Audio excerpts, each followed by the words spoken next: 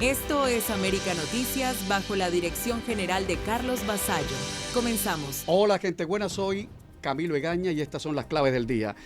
A la reunión de la ONU en las últimas horas solo le faltaron los enanos, los elefantes y los leones. Aquello fue lo más parecido a un circo. Sin embargo, quedó demostrado que la política tiene sentido cuando se habla claro. El representante de Estados Unidos en la ONU dijo alto y claro: ¿qué hacemos en esta reunión? A ver, ¿nos van a decir cuándo van a liberar a los presos políticos? El canciller cubano inmediatamente montó una escena de hombre indignado, dio un golpetazo en la mesa y no dijo nada. El canciller podría haber dicho dónde tienen metido a Luis Manuel Alcántara. Se sabe que lo sacaron de la cárcel, ahora está en paradero desconocido, pero en manos del gobierno. Y esto está sucediendo a pocas horas de que Luis Manuel termine de cumplir su condena por, oigan esto, atentado, desacato, desórdenes públicos e incitación a delinquir. Alcántara, el preso político que más inquieta al régimen cubano por su desafío permanente. Alcántara estuvo en libertad por última vez hasta la tarde del 11 de julio de 2021 durante las protestas antigobiernos más contundentes que se recuerda en Cuba. Desde la cárcel me imagino que Alcántara habrá estado al tanto de cómo el país se está contrayendo, se está deprimiendo, se está desesperando, languideciendo, y tal vez se haya preguntado: ¿quién se hará cargo de todo esto cuando pase lo que pase? ¿Quiénes serán los nuevos multimillonarios? ¿Qué pasará con el Partido Comunista? ¿Cómo será la nueva Constitución? Las transiciones políticas, señoras y señores, no comienzan siempre con un cambio de gobierno. A veces con un gesto, a veces con una palabra, con un sutil movimiento de fichas en el tablero de ajedrez político. Y si eso sucede, como ya está sucediendo en Cuba, sin garantías jurisdiccionales y también sin garantías institucionales, esperen lo terrible, lo peor, lo más nefasto. El nieto de Raúl Castro quiere negociar directamente con Donald Trump y se presenta como si fuera un estadista, como si fuera un hombre de Estado. Promete una prosperidad sin límites para el país, como si él fuera el rey Midas.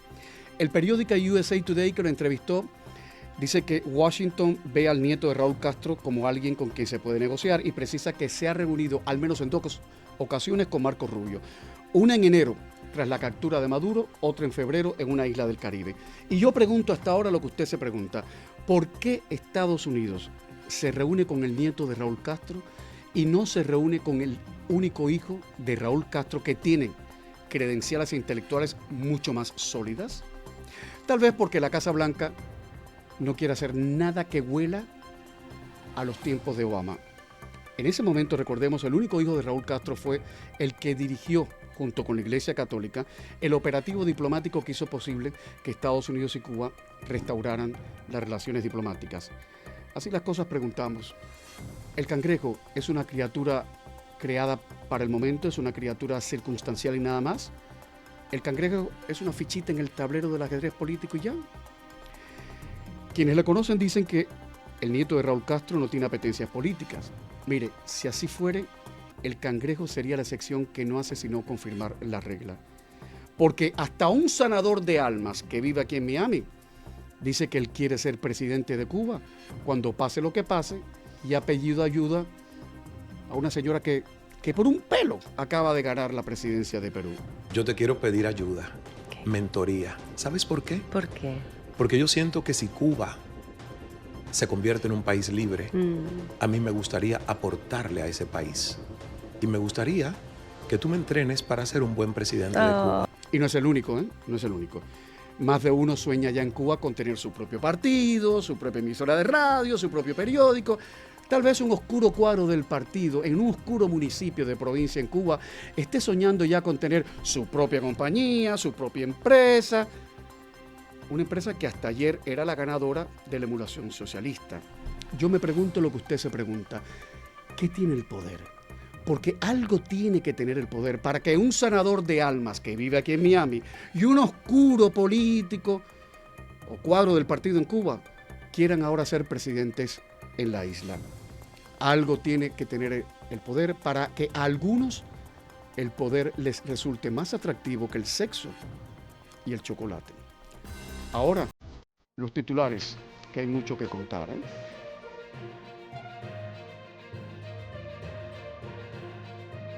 El régimen contraataca. Bruno Rodríguez sale en defensa de Díaz-Canel tras las duras acusaciones de Estados Unidos en la ONU. Sacan a Luis Manuel Otero de prisión y crece la alarma. Su familia denuncia que nadie sabe dónde está el artista a solo horas de cumplir su condena. Se rompe la tregua con Irán. Trump amenaza con nuevos ataques y Medio Oriente vuelve a quedar al borde de una guerra abierta. La Habana vuelve a estallar. Apagones, cacerolazos y calles bloqueadas desatan más tensión mientras crece la respuesta policial. Además, Miguel Cosío con José Daniel Ferrer. El régimen celebra su victoria en la ONU. Pero ¿quién celebra dentro de Cuba? Les contamos.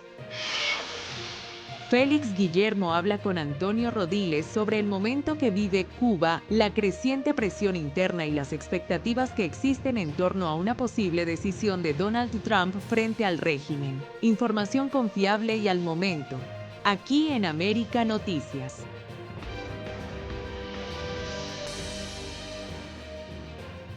Con el pie en el estribo, listo para cabalgar en defensa de nuestra patria.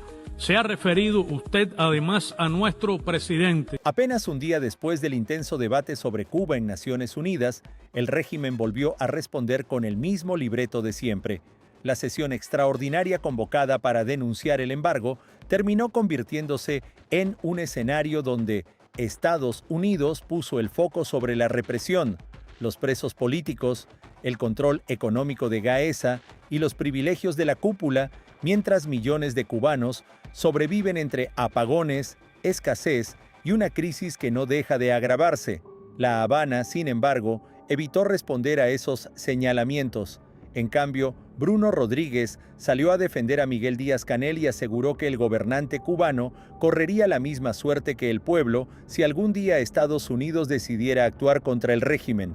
También insistió en el discurso de la resistencia, la soberanía y la confrontación con Washington, sin ofrecer una sola explicación sobre el deterioro de las condiciones de vida dentro de la isla. ¿Se ha referido usted además a nuestro presidente, que a diferencia de usted y de los políticos estadounidenses, correrá la misma suerte que el resto de nuestro pueblo ante una agresión imperialista? Reafirmo que Cuba no entregará jamás su soberanía e independencia por la que han muerto ya sus mejores hijos. Mientras el pueblo cubano enfrenta una de las peores crisis de su historia, el régimen sigue utilizando los foros internacionales para buscar culpables fuera de sus fronteras. Una vez más, la dictadura prefirió hablar del embargo antes que responder por la crisis que ellos crearon. Informó Camilo Lavastilla para América Noticias.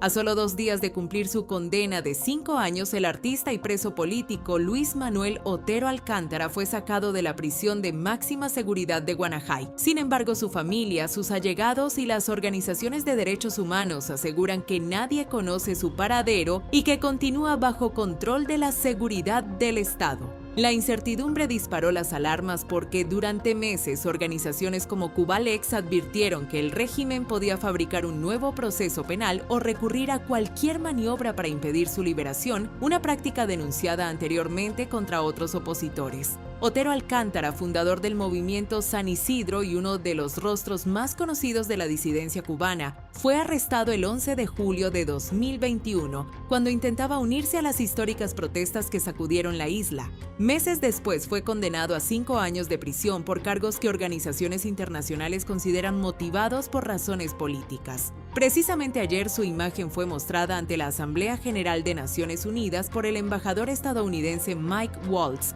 quien lo presentó como uno de los símbolos de la represión en Cuba y recordó una frase que resume su caso: su delito fue ser artista. Esto, según el régimen, es lo que llaman expresión artística. Su delito, señor presidente, es simplemente ser un artista. La noticia llega cuando Cuba está a solo días de conmemorar el 5º aniversario del 11 de julio, las mayores protestas antigubernamentales en más de 6 décadas. Aunque el régimen sostiene que aquella página quedó atrás, las organizaciones de derechos humanos afirman que la represión continúa. Prisoners Defenders documenta hoy más de 1.200 presos políticos en la isla, una cifra que refleja que 5 años después del 11 de julio, para cientos de cubanos la condena todavía no ha terminado. Soy Leticia Grau para América Noticias.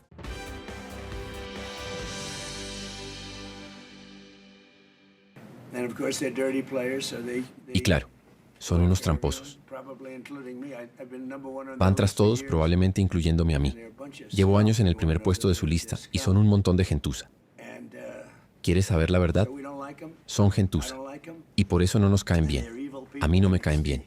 Son gente malvada. Y se trata de la desnuclearización de Irán. La frágil tregua entre Estados Unidos e Irán prácticamente ha saltado por los aires. Donald Trump dio por terminado el memorando de entendimiento que mantenía abiertas las negociaciones y advirtió que esta misma noche podría ordenar nuevos bombardeos contra territorio iraní. La escalada ya está en marcha. Estados Unidos lanzó una nueva ofensiva aérea contra más de 80 objetivos militares iraníes, incluidos radares, baterías antimisiles, centros de mando y embarcaciones de la Guardia Revolucionaria cerca del estrecho de Hormuz. Teherán respondió prometiendo una represalia devastadora. Legisladores iraníes desafiaron públicamente a Washington con un mensaje directo: «Vengan, los estamos esperando», mientras las fuerzas iraníes reivindicaron ataques contra objetivos militares estadounidenses en Bahrein y Kuwait y amenazaron con ampliar la confrontación en toda la región. El presidente estadounidense habló de dejar fuera de servicio infraestructura crítica iraní. Al mismo tiempo calificó a los líderes iraníes como escoria y aseguró que negociar con ellos ya no tiene sentido. Mientras tanto, el estrecho de Hormuz vive horas críticas. El tráfico de petroleros prácticamente se paralizó, los precios internacionales del crudo volvieron a dispararse y las grandes potencias siguen reforzando su presencia militar en el Golfo Pérsico ante el temor de una nueva fase del conflicto. Con ataques cruzados, amenazas de nuevas operaciones militares y el comercio mundial de petróleo bajo presión, Medio Oriente vuelve a convertirse en el punto más peligroso del planeta, informó Camilo Lavastilla para América Noticias.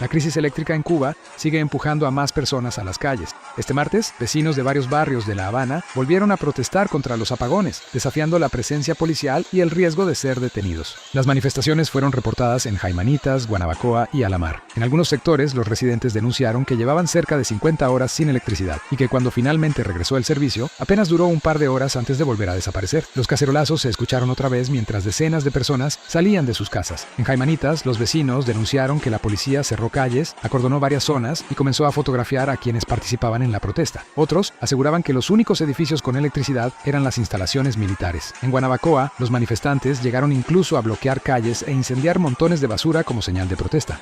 Y en Alamar, residentes describieron una situación desesperante. Días enteros con apenas 2 o 3 horas de servicio eléctrico. Todo ocurre apenas días antes del 5º aniversario del 11 de julio, mientras el régimen intenta impedir que el creciente malestar vuelva a transformarse en un nuevo estallido nacional. Organizaciones independientes documentaron más de 220 protestas solo durante el mes de junio y denuncian que la seguridad del Estado está identificando, citando y procesando a vecinos considerados líderes de los cacerolazos. Mientras el gobierno insiste en culpar al embargo de todos los males del país, las protestas ya no son un fenómeno aislado en las provincias. Ahora también sacuden la propia capital, a pocos kilómetros de los principales centros del poder político. Es una señal de que el descontento sigue creciendo incluso donde el régimen siempre creyó tener el control.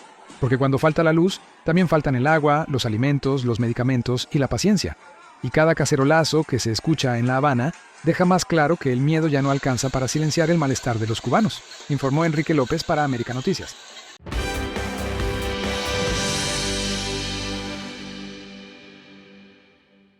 La Habana vuelve la mirada hacia China mientras busca salvar su economía. El régimen cubano vuelve a reconocer que necesita cambiar su economía, pero insiste en que no está dispuesto a renunciar al socialismo. En una entrevista con CNN, el viceprimer ministro y ministro de Comercio Exterior, Óscar Pérez Oliva Fraga, negó que La Habana esté copiando el modelo económico de China o Vietnam. Sin embargo, admitió que ambos países han servido como referencia y que sus experiencias han sido estudiadas cuidadosamente por el gobierno cubano. Nosotros no podemos negar que hemos estudiado las experiencias de otros países, China, Vietnam, hay experiencias exitosas donde también han debido rectificar determinados asuntos. Nosotros estamos iniciando un camino, modificar donde los resultados sean positivos, ampliaremos las posibilidades. Precisamente uno de los elementos fundamentales para tener éxito en estas transformaciones económicas y sociales es el cambio de mentalidad. Las declaraciones llegan apenas días después de que la Asamblea Nacional aprobara un paquete de 176 medidas económicas, pero el propio funcionario dejó claro que el plan no está terminado y reconoció que será necesario corregir errores sobre la marcha, tal y como hicieron China y Vietnam durante sus procesos de transformación. Pérez Oliva aseguró que Cuba está iniciando un proceso de cambios multidimensionales y admitió que algunas decisiones tendrán que rectificarse si no producen los resultados esperados. También rechazó las versiones que afirman que el país está regresando al capitalismo y defendió que el objetivo sigue siendo preservar el sistema socialista, aunque con una economía más eficiente y abierta a nuevas formas de gestión. El funcionario reconoció además que uno de los mayores desafíos será cambiar la mentalidad de una población que durante décadas vivió bajo un sistema de subsidios generalizados y convencer tanto a los cubanos dentro de la isla como a los que viven en el exterior de que estas transformaciones son necesarias. Las declaraciones contrastan con la realidad económica que enfrenta el país. Mientras el régimen habla de reformas, continúan disminuyendo las inversiones extranjeras, empresas internacionales reducen su presencia, el turismo sigue sin recuperar los niveles esperados, el propio régimen admite que busca una fórmula para salvar su economía sin renunciar al control político que ha mantenido durante más de 6 décadas, informó Enrique López para América Noticias.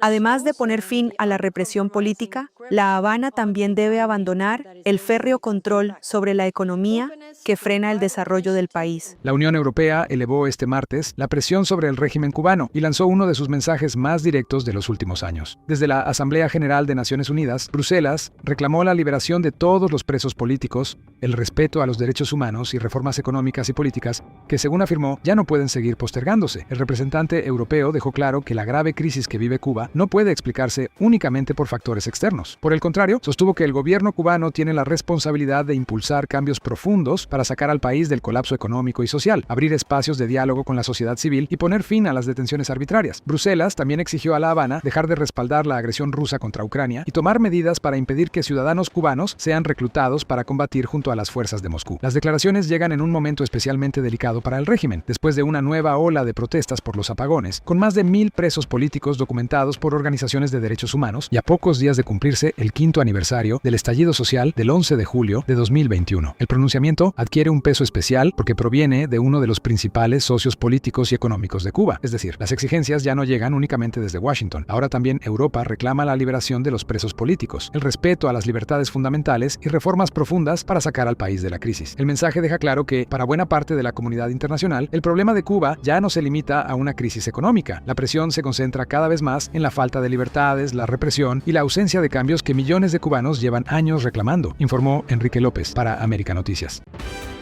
Noticias en un minuto. Una madre de 33 años arrolló accidentalmente a su hijo de 19 meses mientras retrocedía con su camioneta por la entrada de su vivienda en West Park, al sur de Florida. El pequeño Wilson Matías falleció poco después en el hospital, en lo que las autoridades califican como un trágico accidente. Erika Cante Hernández, de origen guatemalteco, conducía una Chevrolet Suburban 2024 blanca hacia atrás por la entrada de su casa, cuando el niño salió corriendo de la vivienda y quedó en el trayecto del vehículo. Paramédicos trasladaron de urgencia al pequeño al hospital, donde murió a causa de sus heridas. La propia madre, visiblemente destrozada, se expresó ante las cámaras. No tengo palabras. ¿Recuerdas lo que pasó? No puedo, no quiero recordar. Un informe de América Noticias. El lanzador cubano Yusniel Padrón Artiles abandonó la cárcel de Miami-Dade sin pagar fianza después de que la fiscalía retirara uno de los cargos en su contra y reformulara el principal. El pitcher habanero había sido detenido el 19 de febrero de 2026 en su vivienda de Hialeah, acusado de tráfico armado de cocaína y de poseer una propiedad residencial para el tráfico de sustancias controladas, lo que supuso su ingreso a prisión sin derecho a fianza. La Corte fijó una audiencia de control judicial para el 27 de julio de 2026 a las 9 de la mañana en la Sala 2-1 del edificio Richard E. Gerstein, en Miami. En esa sesión, la fiscal asignada al caso y los abogados defensores deberán reportar el avance en el análisis de evidencias antes de que el tribunal determine una fecha para un eventual juicio oral. Un informe de América Noticias. No he violado a nadie ni nada. Claro, es un error y estoy totalmente avergonzado, y como persona pública y en los medios en los que ando, obviamente que depende de mí mejorar mis acciones y mis actitudes, y eso es algo que estaré trabajando. El influencer cubano Ernesto Martín, conocido en redes sociales como el indeseable Maceíto, aseguró que asumirá las consecuencias legales de sus actos. Agradeció el respaldo de sus seguidores y afirmó que enfrentará el proceso judicial sin buscar excusas ni presentarse como víctima.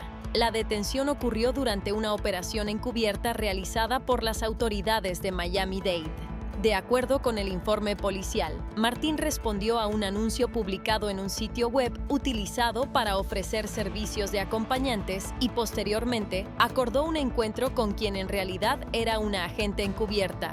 No he violado a nadie ni nada. Claro, es un error y estoy totalmente avergonzado, y como persona pública y en los medios en los que ando, obviamente que depende de mí mejorar mis acciones y mis actitudes, y eso es algo que estaré trabajando. El influencer también envió un mensaje a quienes continúan respaldándolo y respondió a las críticas surgidas tras el caso.